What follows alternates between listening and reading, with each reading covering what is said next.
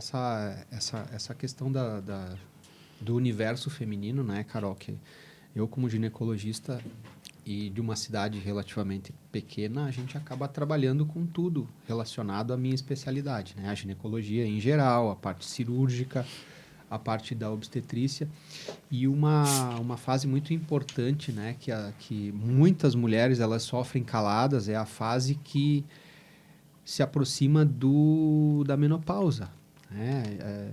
É a palavrinha que a gente estava falando antes, né? Que é climatério, né? Essa palavrinha, por vezes, é uma palavra que as pessoas não compreendem muito bem, não sabem o significado, mas é um período da vida da mulher, geralmente dos 40 até os 65 anos, e no meio desse período vai acontecer a menopausa. A menopausa nada mais é do que a parada, é uma data que parou a menstruação e a partir dali ela não menstrua mais. Mas o entorno desse período, a mulher ela já começa a partir dos 40 anos já ter uma série de alterações com relação à parte hormonal, principalmente, e isso vai refletindo em maior ou menor grau no dia a dia da mulher.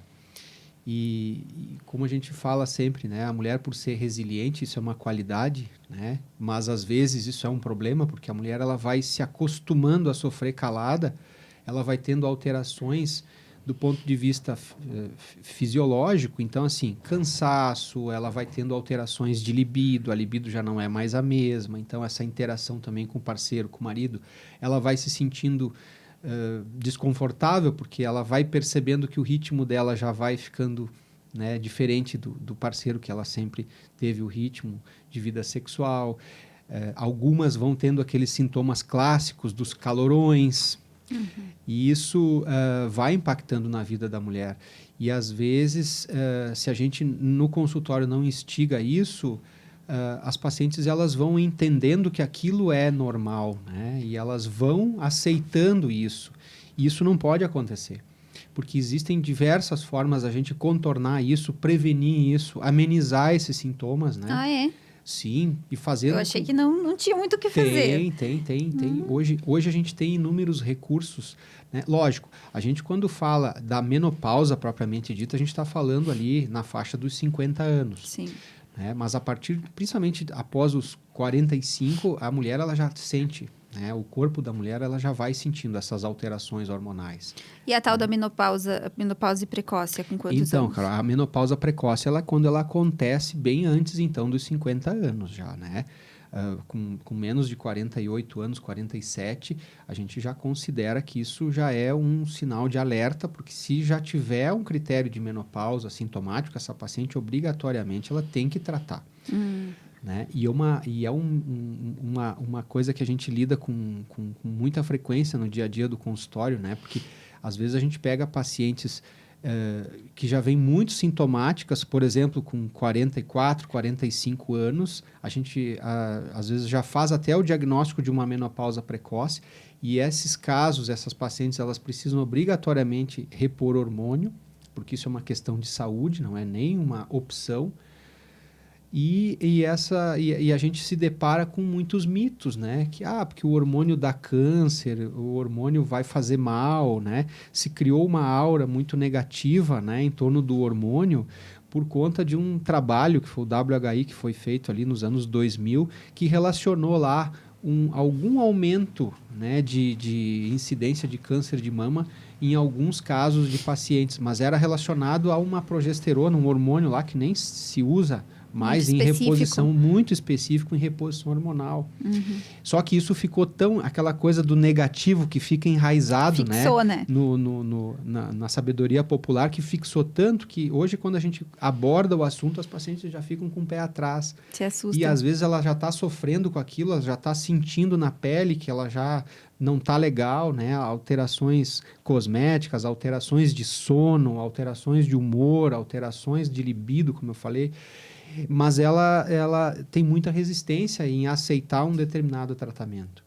Então, quando a gente faz uma avaliação muito individualizada, né, avaliando realmente os critérios, os fatores de risco que essa paciente teria ou não teria, e a gente vê claramente a indicação, e essa paciente tem uma boa adesão ao tratamento, a vida dela muda completamente, né? E é muito gratificante isso, porque a resposta ela é muito rápida, né? Quando a gente vai no ponto ali, é bem assertivo no tratamento, as pacientes elas respondem também de forma muito rápida, né, a um determinado tratamento.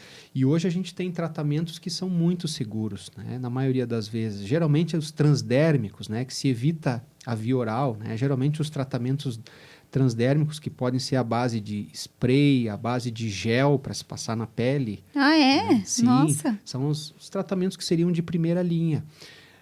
A gente só tem que individualizar as pacientes que têm útero, né? Fazer uma proteção uterina. Mas, inclusive, tem trabalhos científicos que mostram que eles são até protetores para a mama, inclusive, Nossa. né? Não o contrário.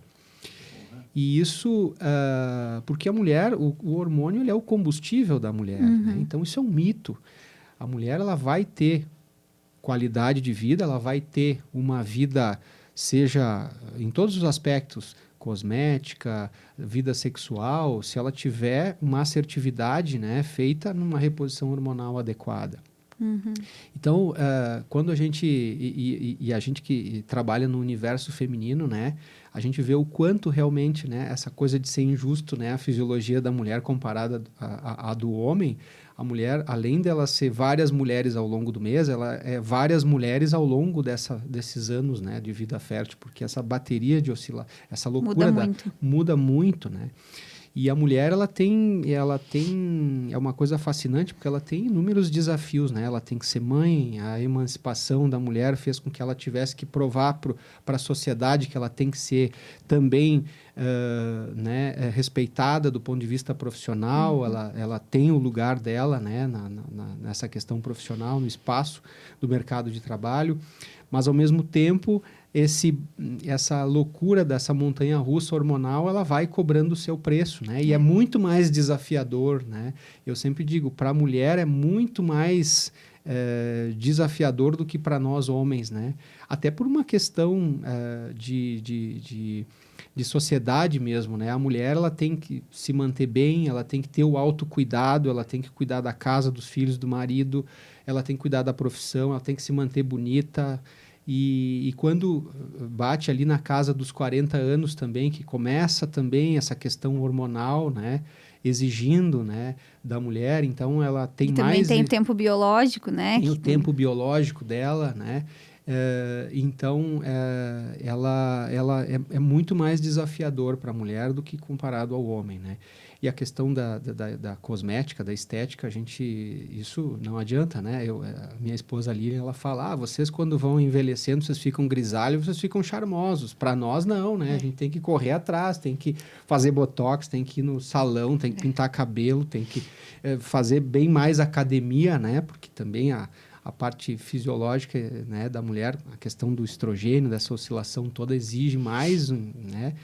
Então, a mulher, ela acaba tendo, né, muito mais desafios, né, ao longo da vida. Mas, ao mesmo tempo, é muito mais fascinante também, né? Mas eu sou suspeito de falar, porque como eu sou fã do universo feminino, e o trabalho do ginecologista é justamente acertar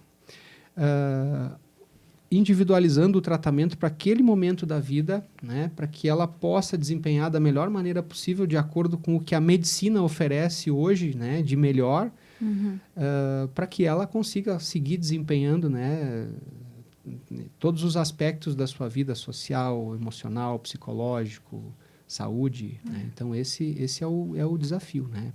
E a história do anticoncepcional? Tem muitos mitos que envolvem ele também, né? Eu já ouvi falar que ele traz câncer, se usado por muito tempo, muito continuamente, sem pausa, que ele traz infertilidade. Isso tudo é mito ou não? Realmente ele tem que ser bem cuidado, bem controlado? É mito, né? E assim, né, Carol, a palavra que mais tem que se sobressair para qualquer paciente é a individualização. Né? Então, eu costumo dizer sempre isso, né? Um anticoncepcional que é bom para uma paciente pode ser péssimo para outra.